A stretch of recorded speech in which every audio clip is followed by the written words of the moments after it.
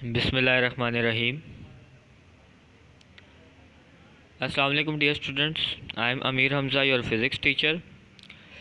I hope you all are doing well at your home and enjoying with good health during this pandemic situation. Students, we are discussing chapter number 9 and we are discussing review questions of chapter number 9 and you have concluded almost your chapter.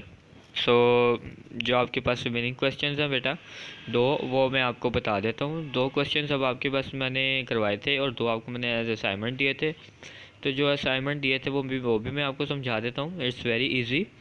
और उसके बाद हम इसके numerical discuss करेंगे तो ये chapter आपका ख़त्म हो जाएगा। तो इसको आपने प्रिपेयर कर लेना है। Let's move on the topic. तो बेटा 9.7 आपके पास क्वेश्चन है, what is meant by convection current. Answer is gases also expand on heating, thus convection currents are easily set up due to the differences in the densities of air at various parts in the atmosphere। वो कहता है convection current का क्या मतलब है, question क्या मैं आपसे पूछता है कि कन्वेक्शन करंट का क्या मतलब है। तो आंसर में वो कहता है कि gases also expand on heating, gases भी हीट करने से एक्सपैंड होती हैं। लाइक अगर आप मॉलिक्यूल्स को हीट देंगे उनकी काइनेटिक एनर्जी में इजाफा होगा, ठीक है, उनके दरमियान जो डिस्टेंस है मॉलिक्यूल्स का वापस में इंक्रीज़ होगा जिससे गैसेस एक्सपैंड होंगी। तो वो कहता है convection currents are easily set up due to the differences in the densities of air in at various parts in the atmosphere. Like हर जगह टेम्परेचर जो है बेटा सेम नहीं रहता है। लाइक रूम के बाहर आपका टेम्परेचर डिफरेंट होगा, रूम के अंदर डिफरेंट होगा। तो ये एयर की डेंसिटी की वजह से कन्वेक्शन करंट जो है इजीली मूव कर जाता है एक पॉइंट से दूसरे पॉइंट पे।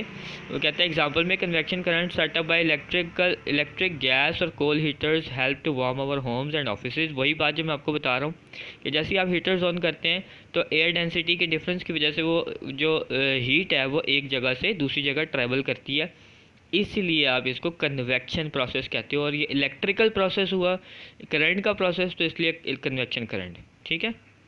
नेक्स्ट आपके पास है बेटा 9.9, how does heat reach us from the sun. के सन के थ्रू हम तक हीट कैसे आती है।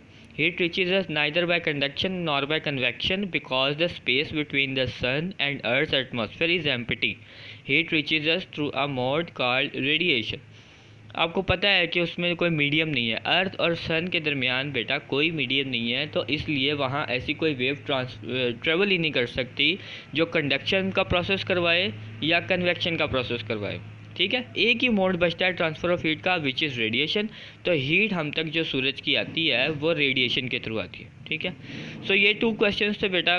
मेरा ख्याल है इसमें कोई इशू नहीं होना चाहिए, फिर भी अगर हो तो हम लोग मीटिंग में डिस्कस कर सकते हैं।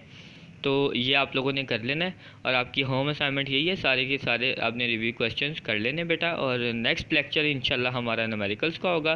तो till then take care a lot, we will see you next time in your next lecture. Okay, अल्लाह हाफिज़।